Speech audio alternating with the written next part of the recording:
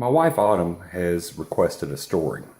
I'm not quite sure how I'm going to get some good news out of this story, but we'll try.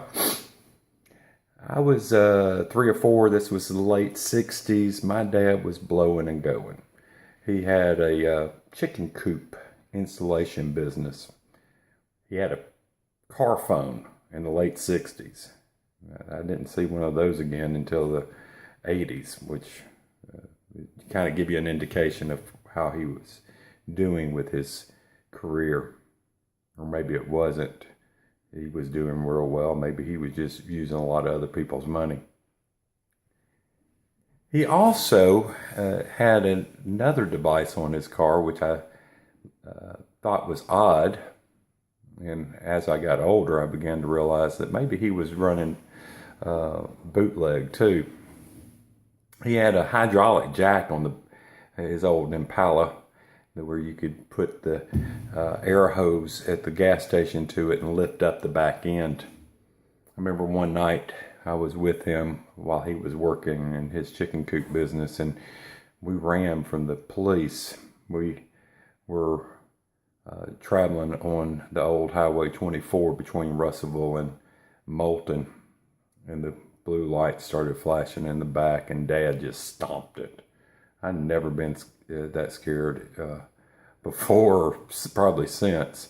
We were flying through those old mountain turns between Russellville and Moulton. We pulled into a dirt road and turned off the lights and watched the blue lights come flashing by. So whatever the reason, whether it be creditors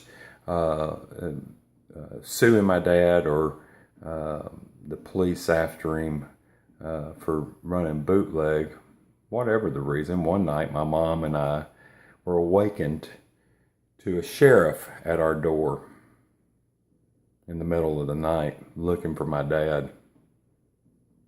The next day when my dad got home, we immediately packed our bags and headed off. I grabbed all my favorite toys.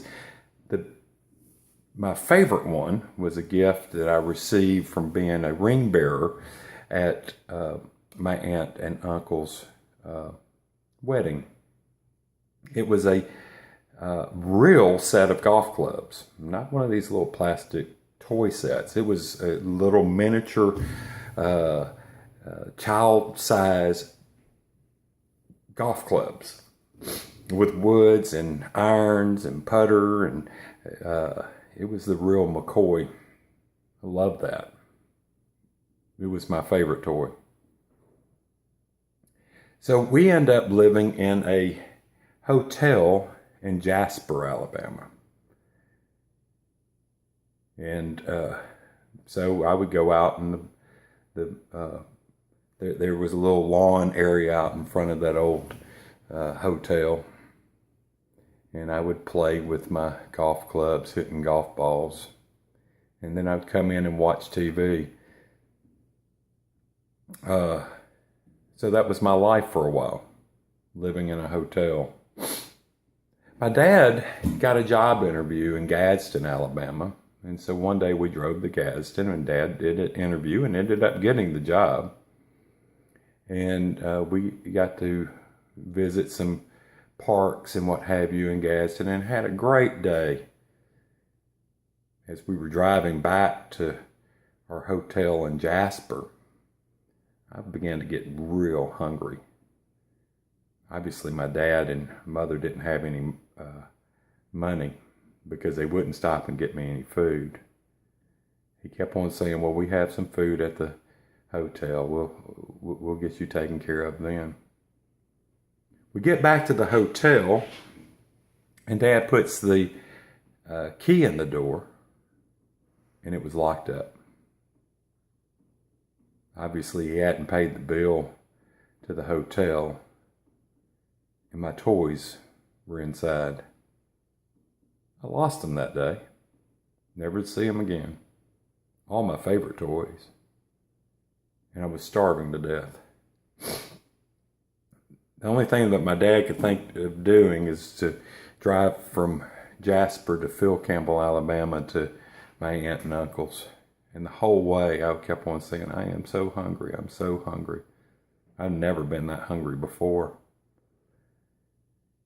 Or since, probably. I was starving. We drove that long distance on those old country roads. We eventually get to Phil Campbell, and my aunt made me a sandwich, and it was the most enjoyable experience of my life eating that sandwich.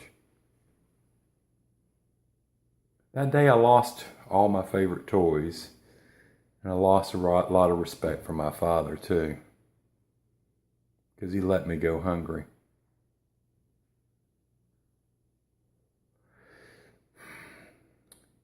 And I guess this is the good news.